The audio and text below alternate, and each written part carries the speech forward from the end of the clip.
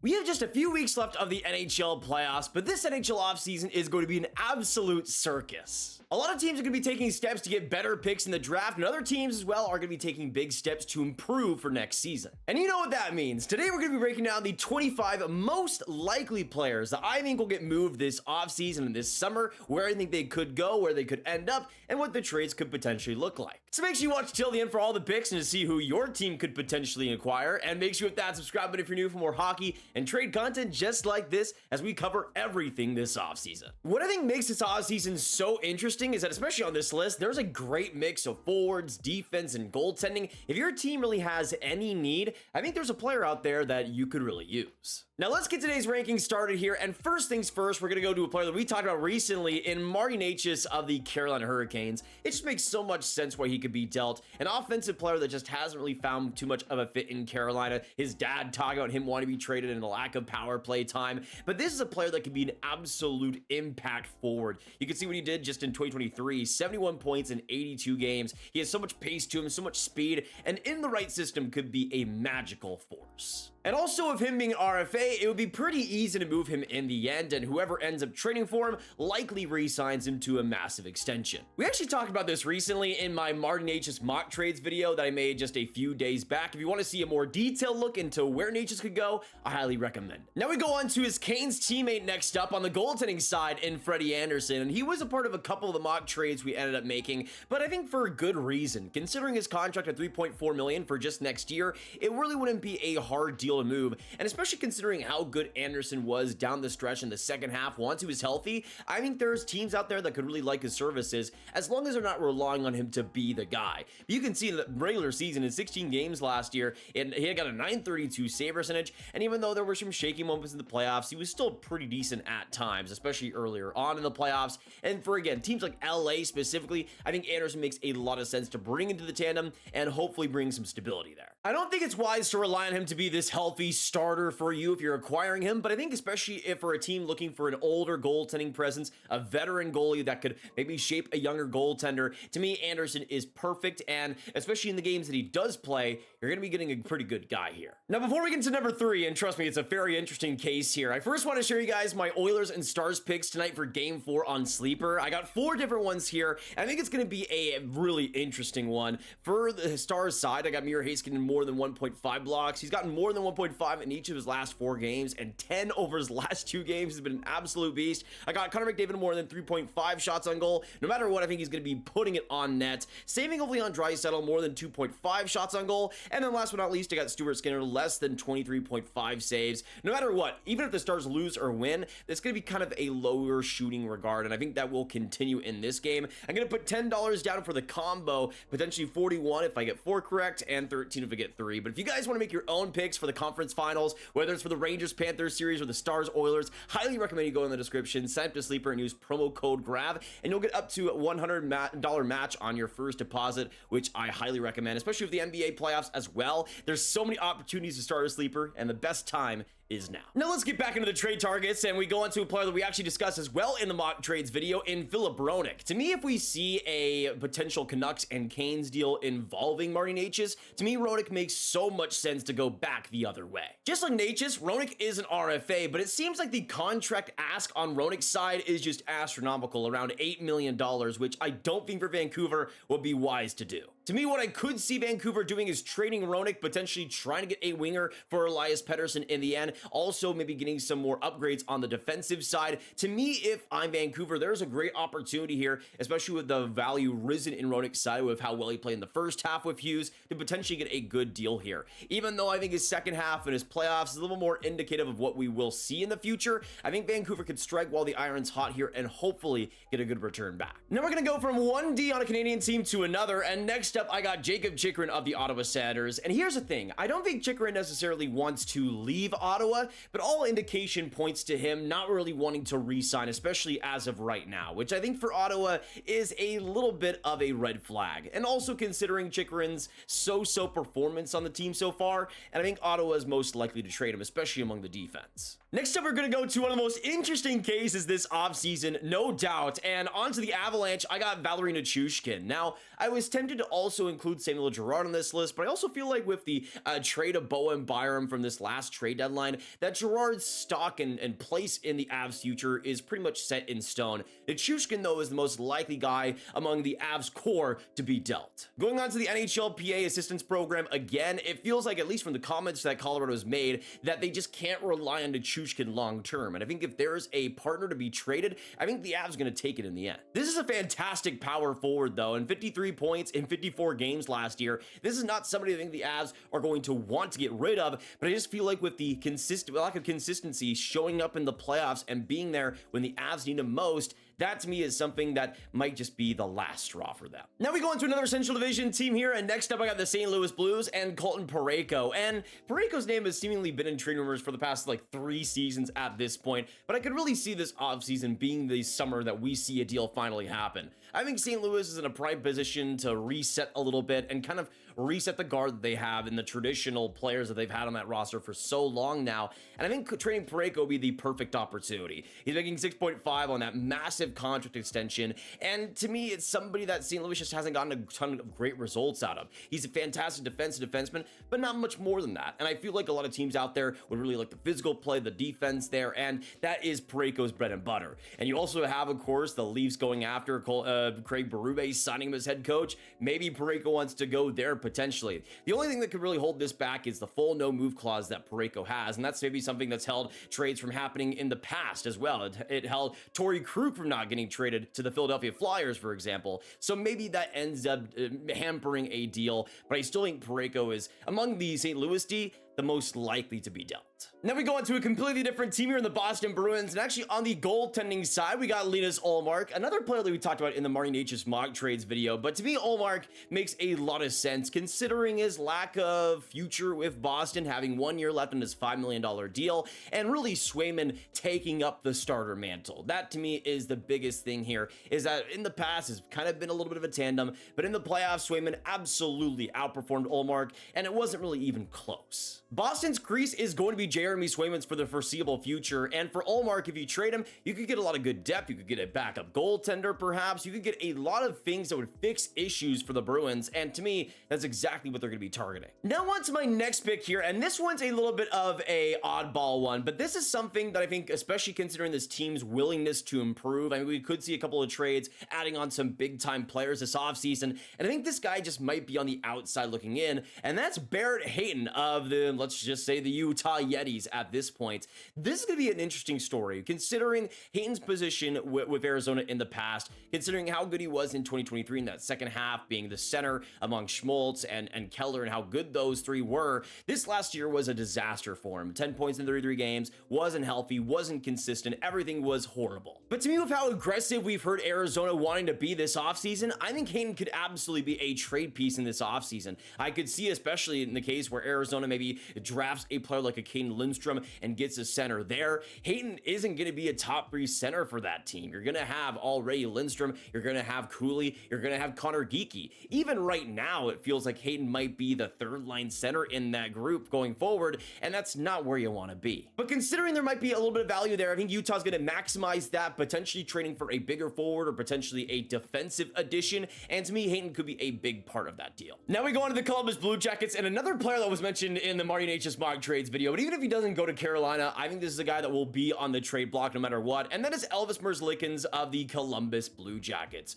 Is he somebody that I would touch? Personally, no, regarding the inconsistencies in his game and just the way he's able to just get defeated in games. You can see over the past couple of years, it's been just disastrous. And even though Columbus's defense has been horrible, that is true, I don't think Merzlikins has really risen above that in any single way. Now, I'm not done with the Columbus trade targets. Next up, we go on to that defense, and Adam Boak was somebody I mentioned in the Necas mock trades video, but I also think Jake Bean is somebody that is extremely likely to be dealt. Considering the wealth of just okay options in Columbus, Jake Bean is kind of up that same alley. He played 72 games last year, got 13 points. I thought was okay, but wasn't overwhelming or anything. But I think for a team looking for more depth on the defense, for a team looking to really maximize the space they have, Bean is a pretty decent option. And as an RFA too, I think it's pretty likely that those rights could get traded away and some team signs him to a solid deal. Especially if you're looking for a 60 with the improvement over the last year that Jake Bean has showed, I think there's worse options out there and would come pretty cheap. Now going into somebody that will not be cheap, at least in terms of the cap hit, I got Riley Smith of the Pittsburgh Penguins. And the reason why he was dealt from Vegas to Pittsburgh in the first place was because of Vegas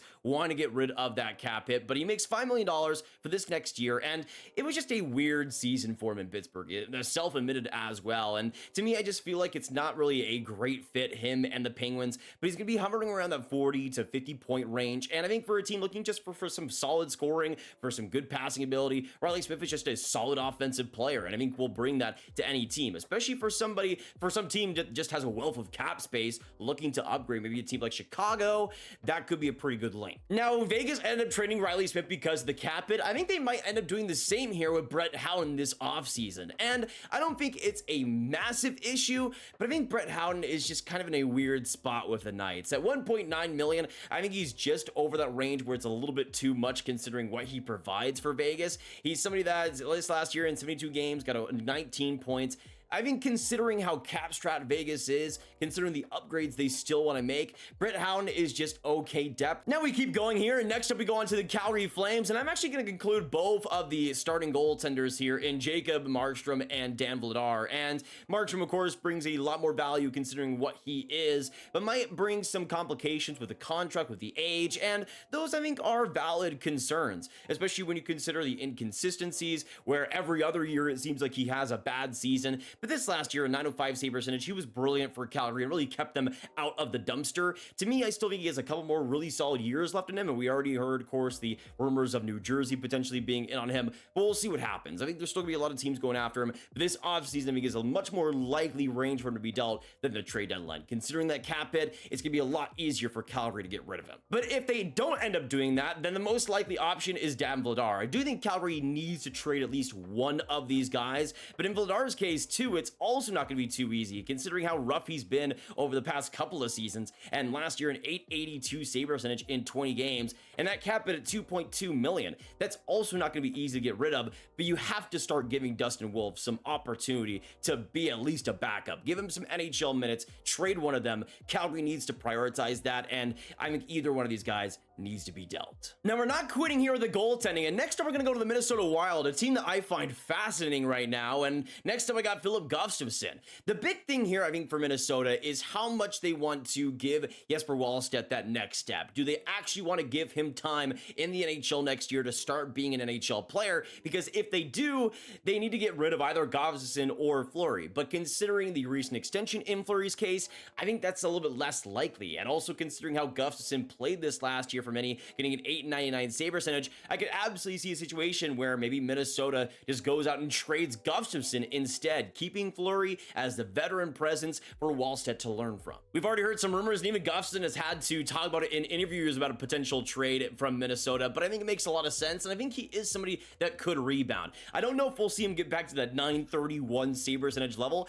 but I could see him being a solid goaltender and a solid starter, and somebody that a lot of teams would really improve by adding. Now we're going to keep going through the trade targets here, and next up we're going to go on to the Detroit Red Wings. We've talked about a couple of cap dumps already in this video, but this one also makes a lot of sense to me in Robby Fabbri. Now, I love Fabbri, especially when healthy. He is such a fun player to watch, but that's just the problem. At $4 million, you can't really rely on him to be an everyday player. And even though he was closer to that this last season, playing 68 games, that was the most he'd played since 2016. And even then, he was still missing games. I mean, he can be a solid scorer when he is there, but I just feel like the inconsistencies are just too crazy for Detroit to handle. And especially considering the improvements I think they'll want to make, especially on the wing. If they trade Fabbri, get a little bit more cap space there. Considering his deal only has 1 year left, I think it'll be a little little bit easier to trade him now. To me, I think it makes sense for Detroit to just make this deal happen. I love Fabbri. I wish it could work, and if they do keep him, I hope he stays healthy, but man, it just feels like a cap don't be wise for Detroit at this point. Especially if they're going to trade for a big-time scorer like a Marty Necas, a Fabbri deal might have to be an absolute necessity at that point. Now we're going to keep going and go on to another guy that I think is absolutely instrumental to trade for his team, and that is TJ Oshie, another player I love, I've adored for such a long time, but the writing is on the wall, man. At $5.75 million, he also, like Fabbri, only has 1 year left, which could make it a little bit easier to deal, but I think Washington at this point just needs to make it happen. You see this last year in 52 games, 25 points, was a non-factor in the playoffs too. To me, he's just not at that point anymore where he can be a productive, impactful forward, and the cap it is just too much. It depends on what Washington wants to do here, how much they want to compete, because if they don't care, then they can just keep the cap space there, but if they want to make upgrades, I think trading Oshie is fundamental for that. Now we go into one of the most interesting trade cases over the past year in trade rumors, really, and that's Travis Konecny of the Philadelphia Flyers, and now with $5.5 million on his deal for just 1 year left, just this next season, Philly's going to be in a tough spot. They're going to have to make some tough decisions here on if they're going to keep Konecny long term. He's somebody that I would want to have long term with the intensity, the offensive ceiling that he has, but he's somebody that, considering the play that he's provided, the consistency in scoring, would get a massive haul. And if Philly wants to continue in this rebuilding direction, if they want to get another first round pick in this draft, Konecny is their best chance. Now going into somebody that's a lot more likely to be dealt, and that's Scott Laughton as well. Somebody that has a lot less of an offensive ceiling than Travis Konecny, but I think is still somebody that is extremely underrated. I like Scott Laughton a lot, and you can see has hovered around that 40-point range over the last couple of seasons when healthy. He's somebody that brings just such a good physical edge, somebody that's great on the puck, and is just somebody that you want to have on your middle six as this grinding force, especially in the playoffs. And considering his cap at $3 million, it's really not all that bad. To me, I think considering what he could provide for playoff-style teams, he's exactly what a lot of teams could use. But now we go into a pair of Montreal Canadiens who I think are the most likely to be dealt this offseason, and starting us out, I got Yoel Armia, somebody I think was not really much of a trade piece before this considering the term of his contract, but now he just has this next season left at $3.4 million, and although I think it's a little bit of an overpay, considering what he's done in a solid depth role for Montreal the past couple of years, I think you could get a lot worse. I mean, last year he got 17 goals, 25 points in 66 games, and I also think we've seen a massive defensive upgrade in his play the past couple of years, and when he's not scoring, he's still providing value, and I think at 3.4, even though it would be hard for some teams to put on, if you have some extra cap space here and there and are willing to bring him on, he's a player that could provide some good depth and also just some good veteran leadership and come in some pretty big moments, and that shot, of course, is brilliant. Now going on to the second most likely guy to be dealt, that's Jordan Harris, and considering the defensive logjam that Montreal has right now, there's going to be somebody that gets dealt, but I think it's more likely we'll see one of the younger players, and on Harris's side, I think he's somebody that also Montreal would hurt to trade, but it just has to happen at this point. He's 5'11", 190 pounds, and although I think he's incredibly smart, there hasn't been much more than that at the NHL level. I think he'll likely top it around 25, 30 points, but just to be the smart, calculated 2-way D, that's not going to impress you either way, but just be a solid defenseman. For Montreal, I don't think they have a lot of room for that on that defense, at least long term, and that's why I think trading him this offseason, while at least the value is still there, will be incredibly wise. Next up, we go into another younger player that's been a little bit of an outcast recently, and that's Arthur Kaliev of the LA Kings. It seems like the Kings have checked out on Kaliev, and in turn, Kaliev is checked out of the Kings, and I would be shocked if he's not dealt this offseason. He'd still be just 23 starting next year, but at 6'2", 209 pounds, we know the shot, we know what he can provide there. There are questions with the overall game, but I still think if you just put him on a third line, give him power play opportunity, you'll find a lot worse options out there. He's somebody that I think could be a solid scorer, being around that 30, 40 point range, but be a good goal scorer, and that's really the bread and butter. But I think for a lot of teams looking for a younger forward with something to prove, a chip on their shoulder, Kaliev is exactly that. Now continuing on to the defensive side here, next up we go on to the Nashville Predators again, and Dante Fabro. To me, he's somebody that I think is pretty likely to be dealt. I think we'll see Nashville really kind of redo a lot of that defense. They already traded Ryan McDonagh, and you might say that makes it less likely that they trade Fabro, but considering he's on that right side, I don't think it matters too much for them. He's just kind of been somebody that they haven't put a lot of stock in over the past few years. I thought he had a great 2022, rising in a lot of ways defensively, but since then it's kind of been a little bit more stagnant, and maybe that's something that Nashville kind of frowns upon and ends up trading away in the end. But I still think he has maybe a fifth, maybe fourth D who could bring some good defensive attributes. Fabro is pretty solid, and I think you could go for a lot worse options, especially transitionally. He provides some underrated value, and I think for Nashville, could be somebody they could mistake trading away, but just doesn't feel like a fit at this point. Now we keep going here and go on to the second St. Louis Blue of this list. We already talked about Colton Parayko, but Pavel Buchnevich also just makes a lot of sense to be dealt. He was somebody that apparently was extremely close to being traded at the deadline. Of course, that didn't end up happening, but I think this offseason we could still see a trade happen. You, of course, see what he's been able to do the past few seasons, a couple of seasons, over a point per game when healthy. He's somebody that I think as a first-line player that just is able to be a consistent scorer, he's somebody that I think you could go for a lot worse options. And considering the play, considering the power forward game he could provide, I think he's somebody that St. Louis could bring a lot of value back. It just depends on, again, what direction they want to go with themselves, but trading Buchnevich, if they're going to go in the rebuilding direction, will get a lot of picks and a lot of prospects back. Especially at that cap hit. At $5.8 million, that is a steal in Buchnevich, and if there's retained salary, that's even more value for St. Louis. But now we go into the last player here, the 25th player I wanted to talk about, and somebody that I haven't talked about a lot potentially in trades, but is somebody that's been brought up a lot since his team has lost in the playoffs, and that's Nikolaj Ehlers. And his future with Winnipeg is in a weird spot. He makes $6 million, and like a lot of other players in this list, just has 1 year left on his contract, but it just doesn't feel like Winnipeg has put a lot of stock into his position with the Jets. He's somebody that, although didn't have the greatest playoffs, especially towards the end, really wasn't playing at all, and he's somebody that could be a really good, electrifying, speedy forward who is just able to create a lot of offense and generate a lot of opportunities. He's somebody that with the right players around him on the right line could be a fantastic player, but it just feels like Winnipeg has kind of forced him out a little bit, put him on the outside of that top group of the Winnipeg Jets forwards, kind of like they're doing with Cole Perfetti as well, which I don't think is smart in his case, but it just feels like Ehlers, especially with the contract situation looming, is just a likely got to be dealt, and for Winnipeg to just get some assets back from. They haven't been afraid to trade some of their bigger forwards recently. You got Patrick Laine, you got Pierre-Luc Dubois, and Ehlers might be the next in line. But those are my trade targets for this offseason, and there could be so many guys here that I didn't mention, a lot of guys that were just on the outside. So I would love to know what you guys think down below. Was there anybody I missed? Who you guys think is most likely to be dealt on this list, and who you want your team to potentially go after? Let me know all your thoughts down below. Of course, make sure you hit that like button, hit that subscribe, and hit that notification bell if you haven't already for more trade content just like this. And of course, share the video with all the hockey fans online. Get the trade targets out of them so that they can be notified on what might happen this offseason. And I will see you in the next one. I hope you guys have a fantastic hockey day, and goodbye.